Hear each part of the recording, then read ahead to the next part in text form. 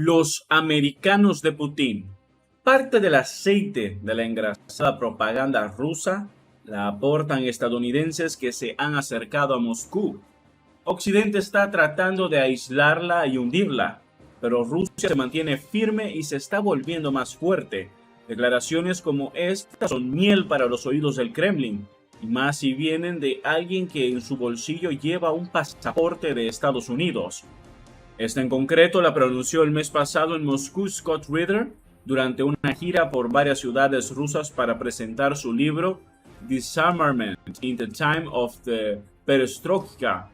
Exfuncionario de inteligencia del Cuerpo de Marines y antiguo inspector de armas de la ONU en Irak, Ritter forma parte de un grupo de conocidos ciudadanos estadounidenses que huyen, reniegan o critican la política exterior de Washington y que de una forma u otra han sido acogidos en el paraíso ruso o participan como expertos invitados en los programas propagandísticos de televisión. Algunos además no han dudado en defender en el último año al presidente Vladimir Putin y su campaña militar en Ucrania. La propaganda rusa está muy bien engrasada, pero los americanos de Putin son un excelente aceite que la hace brillar un poco más. Y es que su sola exposición pública consigue un indudable golpe de efecto. El último lo protagonizó hace unas semanas Tara Reid, cuando anunció en Sputnik que se había refugiado en Rusia, antigua ayudante de Joe Biden en su época de senador. En el 2020 le acusó de haberla agredido sexualmente en 1993. Doy las gracias a todos los que me han dado protección en un momento en el que era muy difícil saber si estaba a salvo o no. Simplemente no quería volver a casa y entrar en una celda o que me mataran. Es básicamente mis dos opciones, aseguró. Tampoco faltó la crítica a su país de origen. Siento mucho que las élites americanas opten por una postura tan agresiva. Que sepáis que la mayoría de los americanos quieren ser amigos y esperan que podamos volver a estar unidos, sin que sirva de regla inamovible. Entre los americanos de Putin podemos distinguir los huidos, los famosos y los expertos. Scott Ritter forma parte de estos últimos. Aunque se le considera un personaje caído en desgracia, situado al margen del sistema, más sorprendente es que los propagandistas rusos puedan haber echado mano de otros que sí son figuras destacadas del establishment académico estadounidense. Jeffrey Sachs, economista de la Universidad de Columbia, y Dimitri Simes, que fue asesor informal del presidente Richard Nixon en política exterior y hasta hace poco presidía el think tank Center for the National Interest, son quizás los más destacados. Contra la versión occidental y coincidiendo con Putin, Sachs sostiene que la guerra comenzó en realidad en el 2014 y que la provocó Estados Unidos. La primera provocación fue la intención de expandir la OTAN a Ucrania y Georgia para rodear a Rusia. La segunda, el papel de Estados Unidos en la instalación de un régimen rusófobo en Ucrania con la violenta expulsión del presidente de Ucrania prorruso Viktor Yanukovych en febrero del 2014. Escribe un reciente artículo en Common Dreams. Simes, nacido en Moscú y exiliado a Estados Unidos en la época soviética, hace unos años promovía en la televisión rusa la cooperación entre Washington y Moscú. Con el conflicto entre Rusia y Ucrania, no esconde la crítica. Tras la visita de Zelensky a Washington en diciembre del año pasado, compartió con los telespectadores rusos su punto de vista sobre el presidente ucraniano. Cuando veo las imágenes del presidente de Estados Unidos que abraza cariñosamente a Zelensky, veo que se trata de un mentiroso corrupto. Incluyó a representantes de ideología nazi en su equipo de liderazgo. Sus tropas disparan a civiles, afirmó. Sachs y Siemens son invitados habituales en la televisión rusa, incluido el programa de Vladimir Solovoniov, el principal publicista de la televisión rusa. Siemens copresenta un talk show político en el primer canal, El Gran Juego, junto a politólogo y diputados Vyacheslav Nikonov, nieto del ministro de Exteriores de Stalin, Vyacheslav Molotov.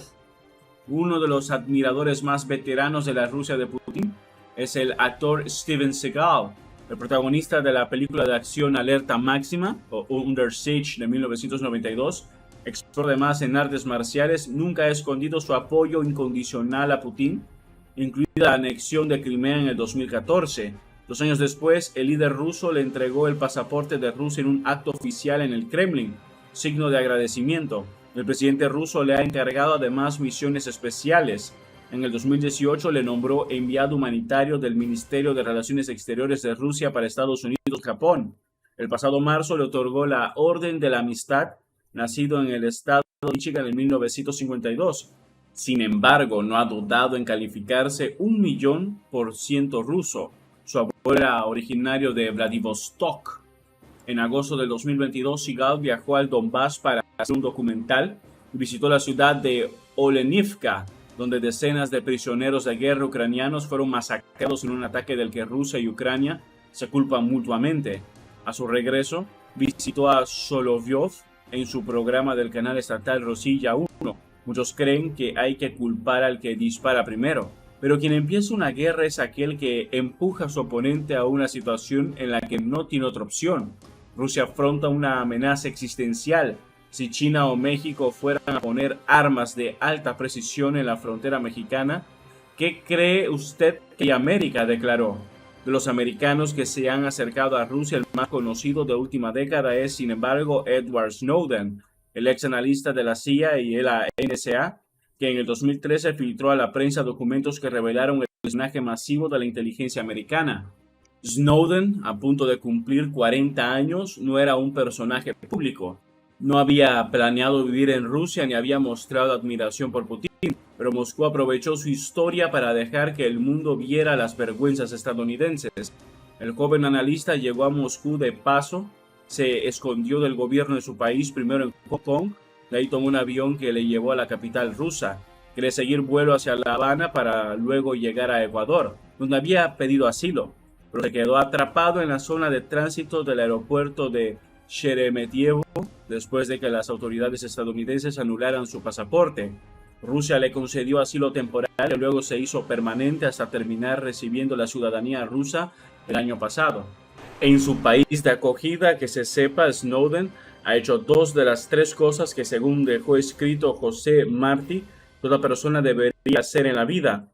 Ha tenido 2 hijos con su mujer, Lindsay Mills. También ha escrito un libro autobiográfico, Vigilancia Permanente, publicado en el 2019. Aunque el inicio de su aventura estuvo en las páginas de todos los periódicos, Snowden lleva una vida discreta. No acostumbra a hacer declaraciones y tampoco se ha pronunciado sobre la contienda actual. Se ha participado en el tradicional Subotnik de trabajos comunitarios de la primavera o pasa tiempo en una dacha. Es probable que también, como recomendó el poeta y el cubano, haya plantado un árbol. Menos espectacular, pero también intenso, ha sido el viaje de Jeff Monson, luchador de artes marciales mixtas o MMA, con una decente carrera deportiva. Se cayó del caballo hace 8 años. Sentí algo cuando visité Rusia por primera vez en el 2011, dijo él mismo en un artículo en Newsweek del 2015. Tras solicitar la ciudadanía rusa, ese año aceptó luchar contra el ruso Fyodor Emelianenko, el mejor peso pesado del momento. Al combate en el Olympic Arena en Moscú asistió Putin. El norteamericano perdió, pero el líder ruso dijo entonces que ese hombre tenía espíritu ruso. Sentí en lo más profundo de mí que este es mi hogar, el único lugar en el que me siento en paz conmigo y mi entorno, dijo. Declarando anarcocomunista, comenzó a participar en la política local afiliándose en el 2016 al Partido Comunista de Rusia. Fue el primer estadounidense en recibir la ciudadanía de la autoproclamada República Popular de Luhansk, uno de los territorios prorrusos de Ucrania.